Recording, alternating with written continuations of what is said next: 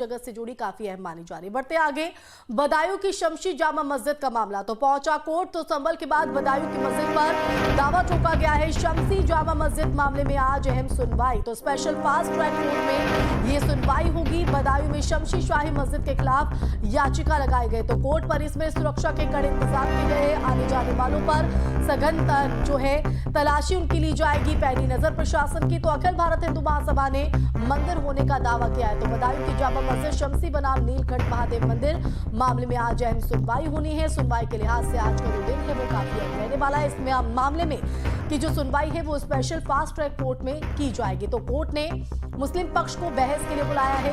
सुनवाई को लेकर कोर्ट परिसर में सुरक्षा के कड़े इंतजाम किए गए हैं। आने जाने वालों की सघन तलाशी ली जाएगी। अखिल भारतीय हिंदू महासभा के प्रदेश संयोजक मुकेश पटेल ने साल 2022 में जामा मस्जिद में नीलकंठ महादेव मंदिर होने का दावा किया था। तो कोर्ट में सरकार पक्ष की तरफ से बहस पूरी हो चुकी है। पुरातत्व विभाग की रिपोर्ट भी आ चुकी है। रिपोर्ट में पुरातत्व विभाग ने इसे अपनी संपत्ति बताया, जबकि अब इंतजामिया कमेटी और वक्फ बोर्ड अपनी जो बहस है, अपनी दलीलें यहां पर रखते नजर आएंगे। इस पूरे मामले में आज का जो दिन है वो काफी अहम रहने वाला है।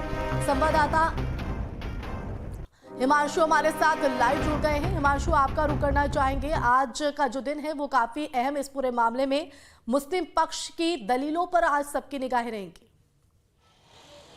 बिल्कुल, देखिए जिस तरह से 8 अगस्त 2022 को ये वाद दायर यहाँ पर किया गया था कि यहाँ की जो शाही जामा मस्जिद है वो नीलकंठ मंदिर रहा था और जिसको कुतुबुद्दीन ऐबक के समय में तुड़वा दिया गया था और उसके बाद यहाँ पर शाही जामा मस्जिद बना ली गई। और उसी को लेकर जो मुस्लिम पक्षधर हैं आज अपना पक्ष यहाँ पर रखेंगे। उनका कहना है ऐसा है ही नहीं, 850 साल पुरानी यहाँ पर ये शाही जामा मस्जिद है जो कुतुबुद्दीन ऐबक ने बनवाई थी। और ये जो वाद है ये पूरा निराधार है। जितने तथ्य पेश किए जा रहे हैं उनको वो निराधार बता रहे हैं। इसमें अब जो पॉलिटिक्स है वो भी गरमाने लगी है। उसकी एक वजह यह है कि MIM जो प्रमुख हैं असदुद्दीन ओवैसी, उनके द्वारा भी कल इसको लेकर ट्वीट कर दिया गया है, जिससे राजनीति भी गरमा गई है। लेकिन इस समय हम दिखाएं तस्वीरें तो हम कोर्ट के बाहर ही मौजूद हैं। जो बदायूं का न्यायालय है वहां पर इस वक्त हम मौजूद हैं। और फास्ट ट्रैक जो सिविल डिवीजन कोर्ट है अमित कुमार की, उनकी कोर्ट के अंदर ये पूरा मुकदमा चल रहा है। और आज इस पर देखना होगा क्या कुछ फैसला कोर्ट द्वारा दिया जाता है, क्योंकि लगातार तारीखें तो मिल रही हैं लेकिन कोई फैसला कंक्लूजन नहीं निकल पा रहा है। जो हमारे लोकल संवाददाता यहाँ के हैं उनसे हम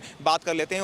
उमिर क्या लग रहा है आज क्या कुछ रहने वाला है इस फास्ट ट्रैक कोर्ट के अंदर, जिस तरह से ये पूरा मामला गरमाया हुआ है। और अभी हमने संभल की देखे तो संभल में हिंसा हुई थी और वहीं यहाँ शाही जामा मस्जिद का मुद्दा फिर दोबारा उठ गया है। जी बिल्कुल, बताना चाहूँगा कि ये 2022 में केस दायर किया गया था और उसके बाद ही ज्ञान वापी का केस दायर हुआ है। तब से लेकर जो हिंदू पक्ष के वकील हैं वो लगातार ये कह रहे हैं कि यहाँ से जो सर्वे है, सर्वे की लगातार मांग कर रहे हैं, लेकिन सर्वे नहीं हो पा रही है। मुस्लिम जो पक्ष है वो प्लेस ऑफ जो एक्ट थी, वॉरशिप एक्ट, उसको लेकर वो लगातार यहाँ दलीलें दे रहे हैं कि केस सुनने योग्य नहीं है। बस वो यही कहते हैं। हालांकि इसको एक्सेप्ट किया जाएगा आज, किस तरह की उम्मीदें लग रही हैं, क्योंकि मुस्लिम पक्ष को भी यहाँ बुलाया गया है और ऐसा लग रहा है आज फाइनल कंक्लूजन निकलेगा या फिर इसको एक्सेप्ट किया जाएगा या नहीं किया जाएगा, रिजेक्ट कर दिया जाएगा।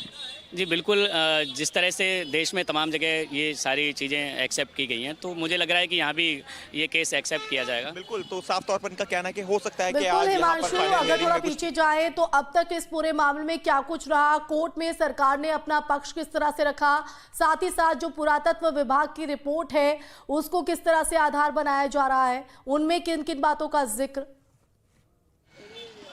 अब बिल्कुल देखिए जिस तरह से शुरुआत से ये मामला उठा, सबसे पहले अखिल भारतीय हिंदू महासभा के जो प्रदेश संयोजक हैं और प्रदेश अध्यक्ष भी हैं मुकेश पटेल, उन्होंने इसको वाद को यहाँ पर दाखिल किया था, जिसके बाद से इस पर हियरिंग शुरू हुई। वहीं इंतजामिया कमेटी की तरफ से भी यहाँ पर अपनी बात रखी गई। तो वहीं जो पुरातत्व विभाग है उसकी तरफ से सरकार द्वारा ये पक्ष रखा गया, ये पुरातत्व विभाग की जमीन है और 200 मीटर का जो दायरा आता है वो पूरा सरकार का है। तो उसमें अभी बहस चल रही है और उन्हीं सब चीज़ों को लेकर जो रिपोर्ट्स दायर की गई हैं, जो अभी तक साक्ष्य यहाँ पर अंकित किए गए हैं, उनको लेकर आज हियरिंग होनी है कि कितने साक्ष्य जो यहाँ दिए गए हैं क्या वो सही हैं, क्या उन पर आगे केस चलाया जा सकता है, या फिर जो इंतजामिया कमेटी ये इस बात को कह रही है कि ये मामला दायर करने योग्य है ही नहीं, तो इस पर सुनवाई होगी। तो ऐसे में कोर्ट का रुख किधर जाता है ये देखना बेहद दिलचस्प है कि आज मुस्लिम पक्ष को बहस के लिए बुलाया गया है और अब इंतजामिया कमेटी और वक्फ बोर्ड अपनी बहस यहां पर करेंगे, दलीलें पेश करेंगे। उन दलीलों पर भी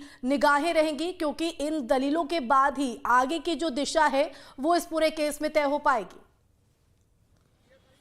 और बिल्कुल देखिए, इसमें कोई दुराय नहीं है, पहले पूरी बहस होगी और अभी ऐसा लग नहीं रहा जितने लंबे समय से चाहे फास्ट ट्रैक कोर्ट के अंदर ये पूरा केस चल रहा है कि आज कोई कंक्लूजन निकलेगा, क्योंकि अभी तो पहले इनकी बात सुनी जाएगी और उसके बाद आगे अगर कोई ऐसा एविडेंस निकलकर सामने आता है, इंतजामिया कमेटी वक्फ बोर्ड की तरफ से आपसी बहस के बाद कोई रिपोर्ट यहाँ पर पेश की जाती है तो उस पर भी सुनवाई की जानी है, तो आगे की तारीख भी हो सकता है इसमें दी जाए। और कोर्ट के अंदर जो अमित कुमार यहाँ के जो वकील हैं सीनियर सिविल डिवीज़न के, वो क्या कुछ कहते हैं, किस तरह से सुनते हैं, क्योंकि हियरिंग लगातार चल रही है, हिंदू पक्ष अपनी बात लगातार मजबूती के साथ रखता दिखाई दे रहा है। उनका कहना है कि तमाम ऐसे साक्ष्य हैं जो ये साबित करते हैं कि यहाँ पर मंदिर पहले हुआ करता था, नीलकंठ जहाँ पर तमाम शिवलिंग हैं, सुरंगें हैं जो यहाँ से निकल रही हैं, उस बात की दलील वो लगातार दे रहे हैं।